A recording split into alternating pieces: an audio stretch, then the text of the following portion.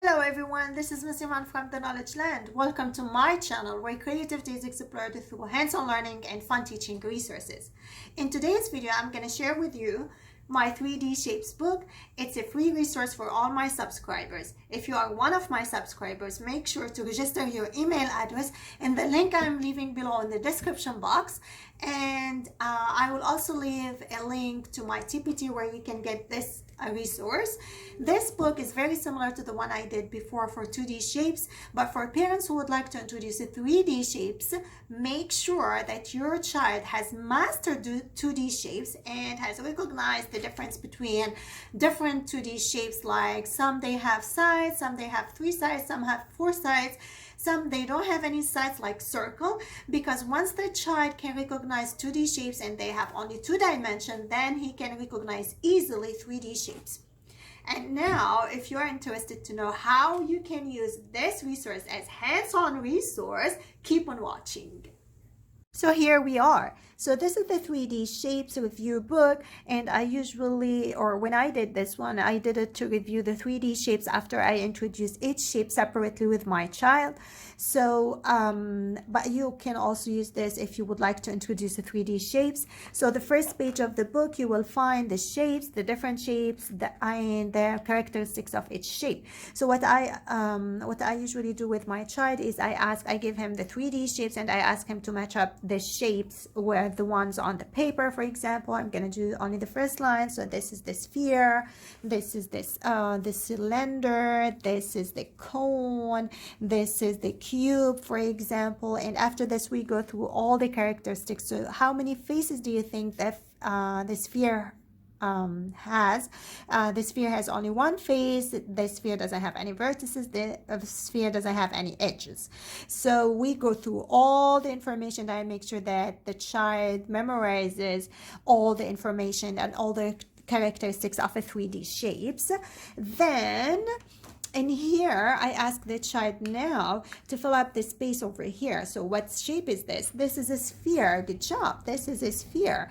And now I ask the child to use the whiteboard marker or any washable marker. So how many faces does the sphere have? The sphere has only one face. It doesn't have any edge and it doesn't have any vertices. So this is the characteristics of the sphere. And we go also to the cylinder. So, and we fill up the information here. It's okay if the child doesn't know or has any mistakes. So you ask the child to self-correct himself by going back to the first page and find out the answers. So, we go also to the cylinder. Can you find cylinder? Yes, this is a cylinder. Where is it? This is a cylinder. So how many faces does a cylinder have? How many edges and how many vertices? So we go through all the shapes by the same way. So the first part, or the green part over here, is about the shapes, and I make sure that the child can tell the characteristics of each shape. So in the second one here, I ask the child now to trace the shape, and usually, like for the cube, if I want to challenge the child, I give the child like a Play-Doh and some sticks, some wooden sticks or some picks, and I ask the child to form the shapes, if he can form the shapes. And usually the child will have a hand from me, so I will help the child to construct this shape. And then we will go through this table and I will ask the child to find out all the objects that shape like this shape. So for example, where are all the shapes? Let's go through the first row. Okay, this one, let's look at this one. Does it look like a sphere? Yes. So the child can circle it, or you can give the child some kind of magnets or some kind of manipulatives, and you ask the child to match up and find out all the shapes that look like sphere. So here we have this one, here we have, for example, the globe, and here we have the soccer ball. So here are all the shapes that look like the sphere. For example, Another one, this is a cylinder. Where are all the shapes that look like a cylinder? So after the child trace this shape or match up the shape or construct the shape, anyways he like any way you find the shape the child is engaged with, just ask the child to do it. And usually when you do different methods, you will find that the child can memorize the shape easily and faster. So can you find all the shapes that look like a cylinder? Yes, it's here, this one.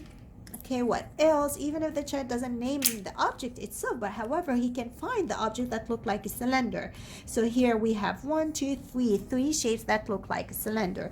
So the yellow part over here, it's all about the shapes and the objects in our real life, where those objects look like the shape on the paper.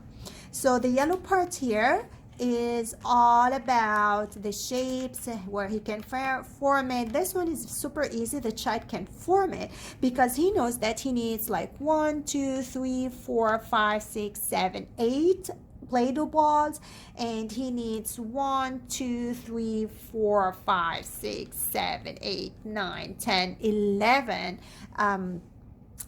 like 11 popsicle sticks or 11 toothpicks. So the child can usually match up or can usually construct this shape when the child sees the picture over here, because he can recognize how many balls, Play-Doh balls he needs here, and how many wooden sticks he needs here, or how many toothpicks he needs here. And this one, it's another property for 3D shapes, where the child can find if this shape can roll, can slide, or can stack. So what you usually ask the child to do is to name the shape and to find it over here. It's just to match it, and then he can find out whether this shape can roll, slide, or stack when he has different or some of those shapes over here. So what I did here is I put the answers over here, so you can, if you don't want to check it with your child, you can ask him to self-check his answer over here. So this one, yes, like for the first one, it's yes, yes, no. So he can roll it, for example, he can roll it, he can roll it, he can slide it, he can slide it, for example, and but he cannot stack it together. Or so this is for another property, and this is very useful, and I think as a resource, or as KG2 child, he needs to know the information over here. He needs to know how many edges does each shape have, how many faces, how many vertices, and if this shape can roll, can slide, or can stack. And what we usually do is we give a thumb up or a thumb down. So for example, yes, this one is this.